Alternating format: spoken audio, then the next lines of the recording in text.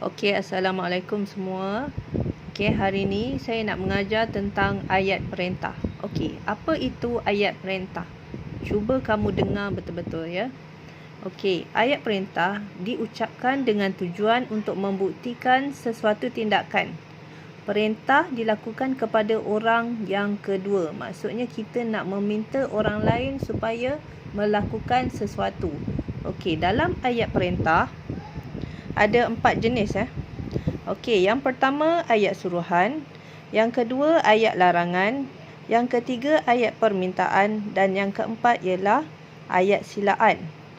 Okey, saya akan jelaskan satu persatu keempat-empat jenis ayat ini. Apa itu ayat suruhan? Ayat suruhan kita gunakan untuk memberi perintah atau arahan. Contohnya, tutup pintu itu sekarang. Pergi dari sini. Okey, ini adalah ayat yang kita gunakan untuk memberikan arahan kepada orang lain untuk dipatuhi. Okey, seterusnya tengok ayat larangan. Okey, ayat larangan kita gunakan untuk menegah seseorang melakukan sesuatu. Maksudnya kita nak melarang seseorang daripada melakukan sesuatu perkara. Contohnya, jangan pijak rumput itu. Okey, maksudnya kita tak benarkan dia melakukan perkara itu. Jadi kita gunakan ayat larangan. Okey, yang ketiga, ayat permintaan. Apakah kegunaan ayat permintaan ini? Okey, tujuan ayat permintaan ialah untuk membuat permintaan atau pertolongan kepada seseorang. Kita nak minta sesuatu ataupun kita nak minta pertolongan daripada seseorang. Okey, contoh. Okey, ini ada bezanya. Okey, awak tengok contoh yang pertama. Minta hadirin bertenang. Okey, dalam penggunaan ayat permintaan ada perkataan minta. Okey, tengok contoh yang kedua.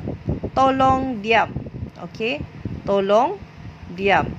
Okey, di sini penggunaan perkataan tolong. Okey, ada beza ya antara ayat permintaan dengan ayat suruhan. Suruhan kita menyuruh. Okey, kalau permintaan kita minta dan ada perkataan seperti minta dan tolong ni. Okey. Tengok yang keempat, ayat silaan. Okey, apa itu ayat silaan? Ayat silaan digunakan untuk menjemput atau mempersilakan seseorang. Okey, contoh, jemputlah duduk, sila masuk. Ayat silaan ni biasanya nadanya lebih lembut dan sopan sebab kita nak mempersilakan seseorang untuk melakukan sesuatu. Okey, dalam ayat silaan ini perkataan seperti jemput dan sila itu membezakan ayat silaan dengan jenis-jenis ayat yang lain. Tadi kalau ayat permintaan dia ada perkataan minta dengan tolong.